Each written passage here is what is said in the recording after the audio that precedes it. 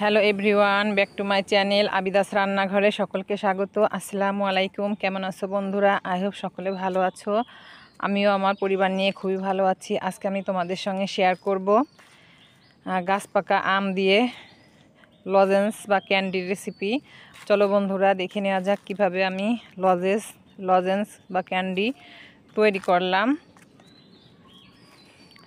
তো লজেন্স তৈরি করার জন্য আমি এখানে প্রথমেই গাছ পাকা আম নিয়েছি কিছুটা। এখন এই আমগুলোকে পানি দিয়ে ধুয়ে পরিষ্কার করে নিয়েছি, আর এগুলোকে ছুলে পরিষ্কার করে উপরের খোসাটা ছাড়িয়ে নেব।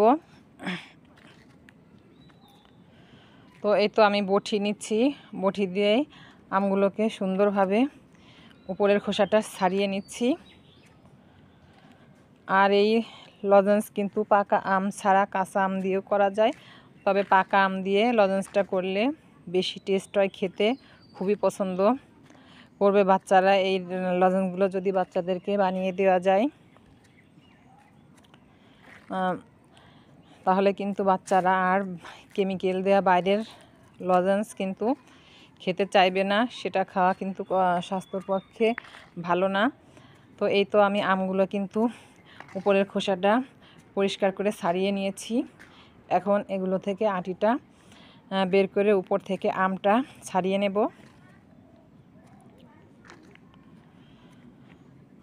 তো উপর থেকে আমগুলো ছাড়িয়ে নিয়েছি আর আটিটা ফেলে দিয়েছি। এখন চলে যাচ্ছি আমি লজেন্স বানানোর জন্য। এই আমগুলোকে ব্লেন্ডার করে নেব। তো এই তো ব্লেন্ডারের ভিতরে কিন্তু আমি আমগুলো দিয়ে দিয়েছি। এখন এটাকে সামান্য 20 সেকেন্ড ঘুরিয়ে ঘুরিয়ে একটা গোলা করে নেব, আমের সফট গোলা। তো যাদের ব্লেন্ডারে করতে চান না, ইচ্ছা করলে এটা কিন্তু হাত দিয়ে মেখেও কিন্তু গোলা করে নেওয়া যাবে, যেহেতু এই আমটা পাকা একবারে নরম। তো আমি হাত দিয়ে না মাখিয়ে আমি কিন্তু ব্লেন্ডার করে নিচ্ছি, যেহেতু আমার ছোট ব্লেন্ডার মিক্স এটা। এই আমগুলোকে আমার দুইবারে করে নিতে হবে। তো এই তো প্রথমবার আমি করে নিচ্ছি। তো একটু 20 সেকেন্ড করে একটু ঢাকনাটা খুলে দেখলাম, ভালো মোলাম হয়নি। তো আমি আবার 5-6 সেকেন্ড ব্লেন্ডার করে নিচ্ছি। তো এই তো হয়ে গিয়েছে। এখন এগুলোকে ঢেলে বাকি আমটুকু একইভাবে আমি ব্লেন্ড করে নেব।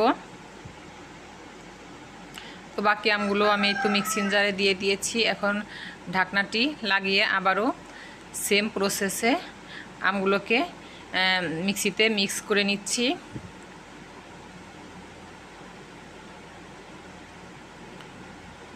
তো যে আমগুলো আমি নিয়েছিলাম সেগুলো ব্লেন্ডার করার পরে এতটুকু আম আমার হয়েছে।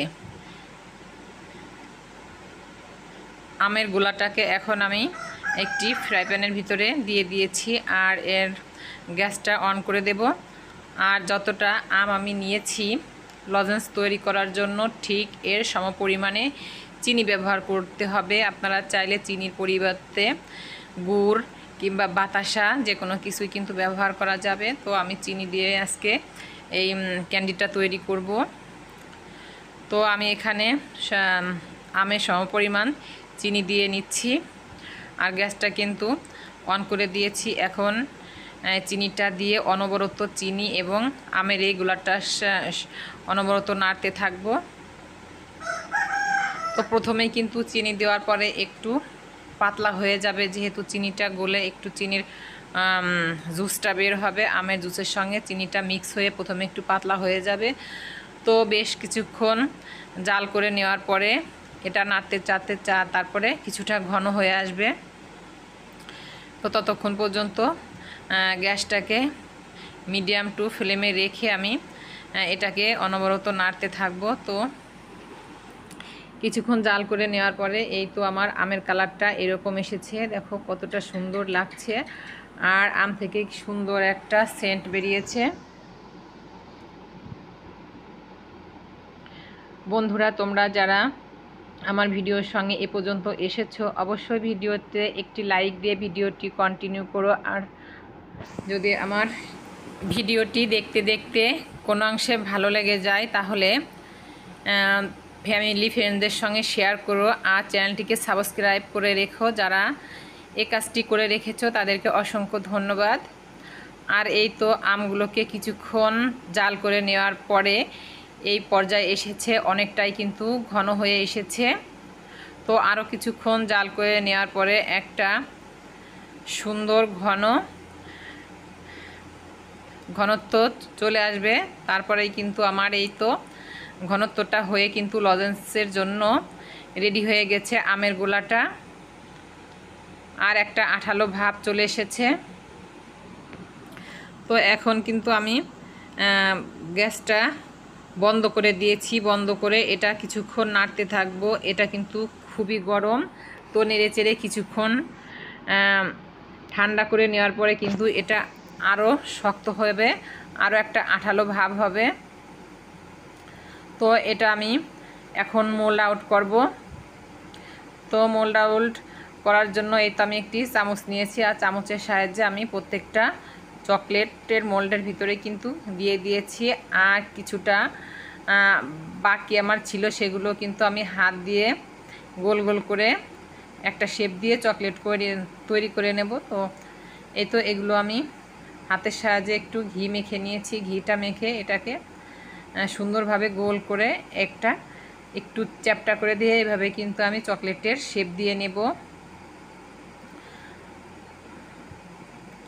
আর এগুলো আমি একটু যেহেতু চিটচিটে একটা ভাব থাকবে চকলেটের মধ্যে উপরে, এই কারণে আমি কিছুটা আইসিং সুগার নিয়েছি।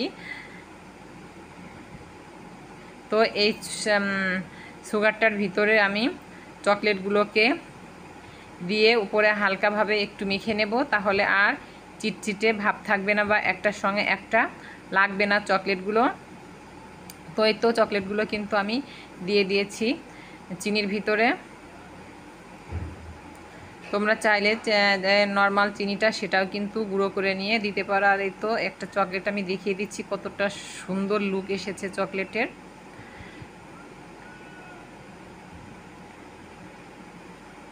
তো এক এক করে আমি সবগুলো চকলেটের ভিতরে দিয়ে সুন্দরভাবে উল্টিয়ে পাল্টিয়ে চারদিকে কিন্তু চিনিগুলো মাখিয়ে নেব।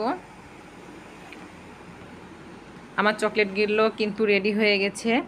আর এখন এই চকলেটগুলো একটা কন্টেনারে ভরে রাখলে কিন্তু বাচ্চারা খুবই পছন্দ করে খাবে, যখন খেতে চাইবে বের করে দেওয়া যাবে। তো বন্ধুরা এই তো আমার চকলেটগুলো কিন্তু রেডি হয়ে গেছে। আর আজকে আমার চকলেটের রেসিপিটি কেমন হলো অবশ্যই তোমরা কমেন্ট করে জানাবে। আজকের মতো দিচ্ছি বিদায়, দেখা হবে নেক্সট ভিডিওতে। আল্লাহ হাফেজ।